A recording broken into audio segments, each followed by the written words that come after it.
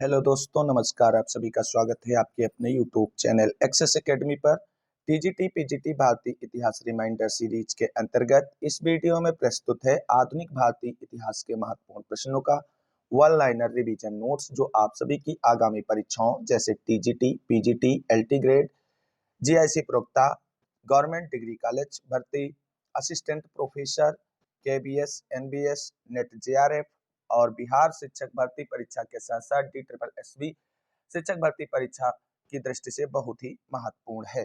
दोस्तों, इस वीडियो में हम आधुनिक भारतीय इतिहास के अंतर्गत ब्रिटिश भारत में आर्थिक गतिविधियों से संबंधित महत्वपूर्ण प्रश्नों को कवर करेंगे। तो वीडियो में आगे बढ़ने से पहले छोटी सी रिक्वेस्ट है कि प्लीज वीडियो को लाइक करें, दोस्तों में शेयर करें और फ्री ऑफ कास्ट तैयारी के लिए चैनल को सब्सक्राइब कर लें और बेल आइकन दबा लें।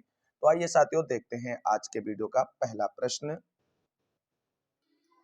पहला प्रश्न है, स्थायी बंदोबस्त विचार के प्रवर्तक के रूप में किसे जाना जाता है? तो स्थायी बंदोबस्त विचार के प्रवर्तक के रूप में सर फिलिप फ्रांसिस को जाना जाता है। आप सभी लोग बताएं, भारत में स्थायी बंदोबस्त व्यवस्था को किसने लागू किया था? अगला प्रश्न है, सर जॉन शोर के द्वारा किस व्यवस्था का विरोध किया गया था? सर जॉन शोर के द्वारा स्थायी बंदोबस्त व्यवस्था का विरोध किया गया था। अगला प्रश्न है, सूर्य अस्त कानून का क्या अभिप्राय था?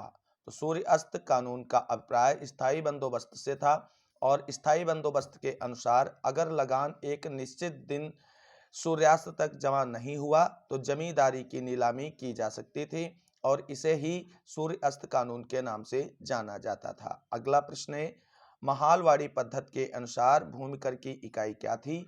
महालवाड़ी पद्धति के अनुसार भूमि कर की इकाई ग्राम अथवा महाल थी। अगला प्रश्न है, poverty and un British rule in India पुस्तक के लेखक कौन हैं? Poverty and un British rule in India पुस्तक के लेखक दादा भाई नौरोजी हैं। अगला प्रश्न है, धन के बहिर्गमन अथवा धन के निकास सिद्धांत या धन के निष्कासन सिद्धांत का सर्वप्रथम प्रतिपादन किसने किया था? तो धन के बहिर्गमन अथवा धन के निकास सिद्धांत का सर्वप्रथम प्रतिपादन दादा भाई नौरोजी के द्वारा किया गया था। इन्होंने धन के निकास सिद्धांत का प्रतिपादन अपनी किस पुस्तक में किया था? आप सभी लोग इस प्रश्न का आंसर कमेंट करके जरूर बताएं। अगला प्रश्न है कि स्थायी बंदोबस्त को अन्य किस नाम से जाना जाता था? तो स्थायी बंदोबस्त को स्तमरारी बंदोबस्त के नाम से भी जाना जाता है। प्रश्न है, किसानों के साथ व्यक्तिगत लगान समझौता किसे कहा गया है? तो किसानों के साथ व्यक्तिगत लगान समझौता रैयतवाड़ी को कहा गया है। अगला प्रश्न है, नील विद्रोह कब आरंभ हुआ था? तो नील विद्रोह 1859 ईस्वी में आरंभ हुआ था। संथाल विद्रोह कब शुरू हुआ था? संथाल विद्रोह 1855 ईस्वी में शुरू हुआ था। नील दर्पण नामक नाटक की रचना किसने की है? नील दर्पण नाटक की रचना दीनबंधु मित्र ने की है और जिसमें नील की खेती से संबंधित और किसानों के प्रति अत्याचारों का वर्णन किया गया है। अगला प्रश्न है, नील दर्पण नाटक अत्याचारों का वर्णन करता है। तो नील दर्पण नाटक जो है नील बागान मालिकों के अत्याचारों का वर्णन करता है। अगला प्रश्न है, 1793 ईस्वी में बंगाल में स्थायी बंदोबस्त किसके द्वारा लागू किया गया? 1793 ईस्वी में बंगाल में स्थायी बंदोबस्त लॉर्ड कॉर्नवालिस ने लागू किया। अगला प्रश्न है, बीसवेदारी के नाम से किसे जाना जाता है?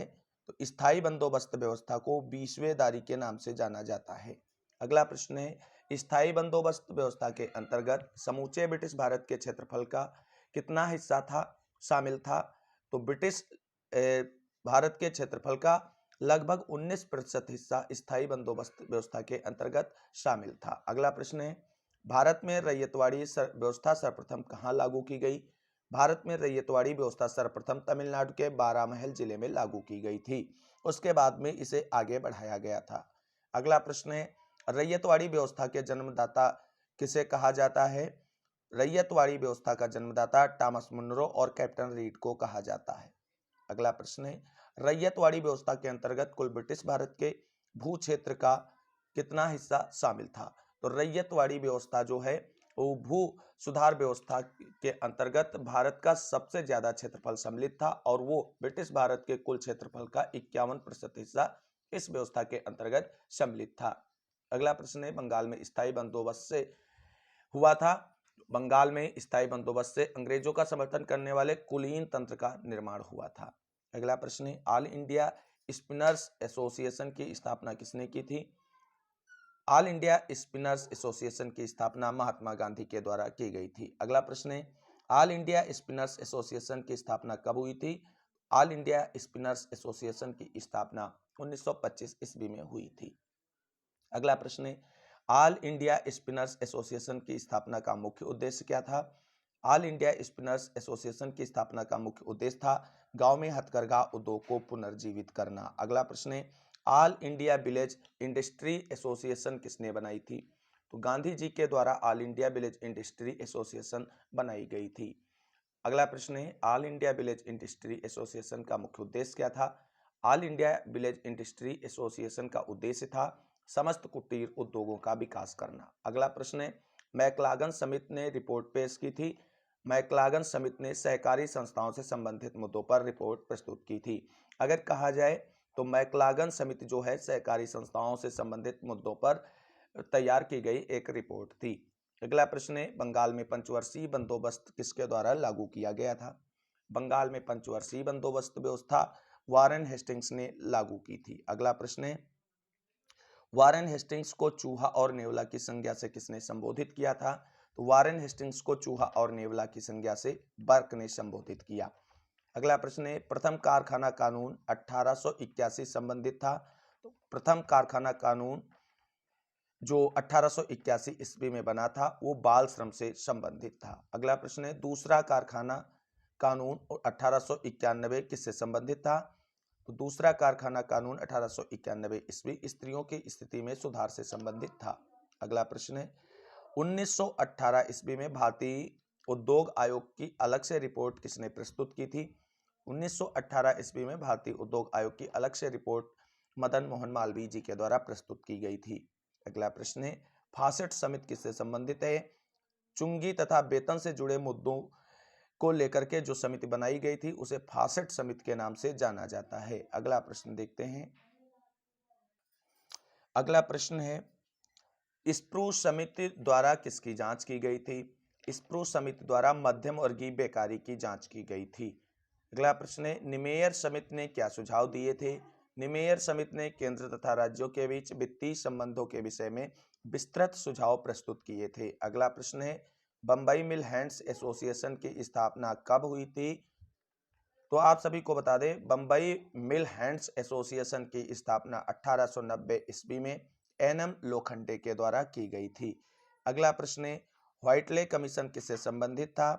तो व्हाइटले कमीशन श्रम से संबंधित था। अगला प्रश्न है, बिहार, अवध, उत्तर पश्चिम तथा मराठा क्षेत्रों में से तालुकादारी व्यवस्था का संबंध था। तो तालुकादारी व्यवस्था का संबंध अवध से था। अगला प्रश्न है, महालवाड़ी पद्धति का जन्मदाता किसे माना जाता है? तो महालवाड़ी पद्धति का जन्मदाता हाल्ट मैकेंजी को माना जाता है। अगला प्रश्न है, महालवाड़ी व्यवस्था के अंतर्गत कुल ब्रिटिश भारत का कितना हिस्सा आता था? तो महालवाड़ी व्यवस्था के अंतर्गत कुल ब्रिटिश भारत का लगभग 30% हिस्सा आता था। अगला प्रश्न है, 1765 ईस्वी से 1772 ईस्वी के काल को डाकू राज्य किसने कहा था? तो 1765 ईस्वी से 1772 ईस्वी के काल को डाकू राज्य के एम पनिक्कर ने कहा है। अगला प्रश्न है, इम्प्रेस मिल नागपुर में कब प्रारंभ किया गया था? तो सबसे पहले आप सभी लोग जान ले, इम्प्रेस मिल नागपुर में है, नागपुर यानी महाराष्ट्र में है और इसकी स्थापना 1877 ईस्वी में की गई थी। अगला प्रश्न है, नील, गेहूं, चाय एवं कॉफी में से ब्रिटिश भारत में जो रोपण उद्यम नहीं था, तो रोपण उद्यम या फसल नहीं थी, वो गेहूं थी। अगला प्रश्न है, भारत में अनेक व्यक्तियों में से 3 भारतीयों ने 1870 से 1905 ईस्वी के दौरान भारत पर ब्रिटिश राज का ज्वलंत आर्थिक विश्लेषण किया। वह कौन कौन थे?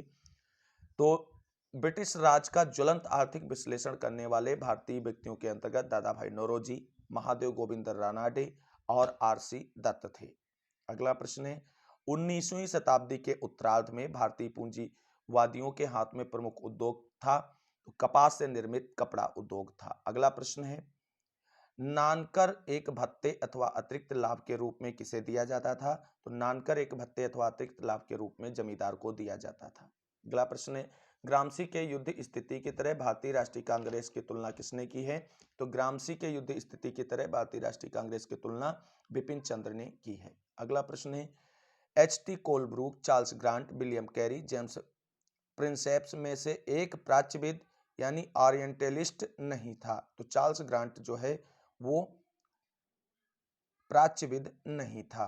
अब प्राच्यविद और पाश्चात्यविद क्या होता है?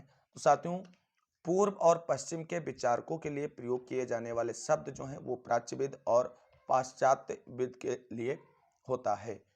अगला प्रश्न है, वह वायसराय जिसके काल में इंपीरियल कृषि विभाग का निर्माण हुआ और पूसा में कृषि संस्थान की स्थापना हुई? तो लॉर्ड कर्जन के समय में इंपीरियल कृषि विभाग का निर्माण हुआ और पूसा कृषि संस्थान की स्थापना भी की गई थी। अगला प्रश्न है, बंगाल के स्थायी बंदोबस्त का विचार आगे बढ़ाने में अलेक्जेंडर डो, थॉमस ला, मोंटगोमरी मार्टिन तथा फिलिप फ्रांसिस में से एक शामिल नहीं था। तो मोंटगोमरी मार्टिन जो है वो बंगाल के स्थायी बंदोबस्त के विचार को आगे बढ़ाने में शामिल नहीं था। अगला प्रश्न है, महलवाड़ी भू राजस्व व्यवस्था की कार्यप्रणाली की समीक्षा करने के लिए गवर्नर जनरल इलाहाबाद आया था? लॉर्ड विलियम बेटिक जो है यह जनरल इलाहाबाद आया था। अगला प्रश्न है, दादा भाई नौरोजी के अनुसार 19वीं शताब्दी के उत्तरार्ध में धन निष्क्रमण का सबसे अधिक चिंताजनक पक्ष क्या था? वो था अप्रदत्त निर्यात। अगला प्रश्न है, इंप्रेस मिल नागपुर में प्रारंभ किया गया था। इंप्रेस मिल नागपुर में जे.एन. टाटा ने शुरू किया था। अगला प्रश्न है, इकोनॉमी हिस्ट्री ऑफ इंडिया के लेखक कौन हैं? इकोनॉमी हिस्ट्री ऑफ इंडिया के लेखक रमेश चंद्र दत्त हैं। कंपनी द्वारा पेशगी रुपए देने की प्रथा को क्या कहते थे? तो कंपनी द्वारा पेशगी रुपए देने की प्रथा को ददनी प्रथा के नाम से जाना जाता था। अगला प्रश्न है, जुलाहे, बढ़ई, सुनार तथा कुम्हार में से वह कौन है जिस पर अंग्रेजों ने बंगाल में अत्याचार किए थे? तो बंगाल में अंग्रेजों ने जुलाहों पर अत्याचार किए थे। अगला प्रश्न है, हालिंड समिति ने किसकी सिफारिशें की थी? तो हालिंड समिति ने उद्योगों से संबंधित सिफारिशें प्रस्तुत की थी। अगला प्रश्न है, इंग्लैंड डेब्ट टू इंडिया का संबंध किससे है? तो इंग्लैंड डेब्ट टू इंडिया का संबंध दादा भाई नौरोजी से है। अगला प्रश्न जो है कथन और कारण से संबंधित है। कथन है, अंग्रेजों ने भारत के अलग अलग भागों में भू राजस्व की अलग अलग अवधि लागू की थी। इसका तर्क है, इससे भारतीय किसान कंगाल हो गए। तो साथियों, ए और आर दोनों सही हैं और आर ए का सही स्पष्टीकरण भी प्रस्तुत करता है। अगला प्रश्न है और आज के वीडियो का अंतिम प्रश्न है कि रैयतवाड़ी बंदोबस्त किसके साथ किया गया था? तो रैयतवाड़ी व्यवस्था जो है किसानों के साथ की गई थी। साथियों, ये था आज का वीडियो जिसमें हमने आधुनिक भारतीय इतिहास के अंतर्गत ब्रिटिश भारत में आर्थिक गतिविधियों से संबंधित महत्वपूर्ण वन लाइनर प्रश्नों को कवर किया है, जो रिवीजन के रूप में आप सभी की परीक्षाओं के लिए काफी हेल्पफुल साबित होंगे। और उम्मीद करते हैं जो वीडियो सीरीज शुरू की गई है वो आप सभी लोगों के लिए काफी हेल्पफुल भी रहेगी आने वाले एग्जाम्स में। साथियों, आज के वीडियो में बस इतना ही। अगली वीडियो में बहुत ही इंपॉर्टेंट टॉपिक से वन लाइनर रिवीजन नोट्स का वीडियो लेकर के आएंगे, भारत में संवैधानिक विकास। साथियों, ये रिवीजन सीरीज कंप्लीट होने के बाद आप सभी लोगों के लिए TGT, PGT, LT grade, GIC प्रवक्ता, GDS, NET JRF, assistant professor, Bihar शिक्षक भर्ती, DSSB शिक्षक भर्ती के लिए थ्योरेटिकल क्लासेस शुरू की जाएंगी। इसके लिए फ्री ऑफ कास्ट तैयारी कर लिए चैनल से जरूर जुड़ें और चैनल को सब्सक्राइब कर लें। वीडियो को अंत तक देखने के लिए सभी साथियों को तहे दिल से शुक्रिया, बहुत बहुत धन्यवाद। मिलते हैं अगली वीडियो में, तब तक के लिए सभी साथियों को जय हिंद, जय भारत, वंदे मातरम। आप सभी साथियों का दिन शुभ हो और आप सभी लोगों की मेहनत कामयाब हो।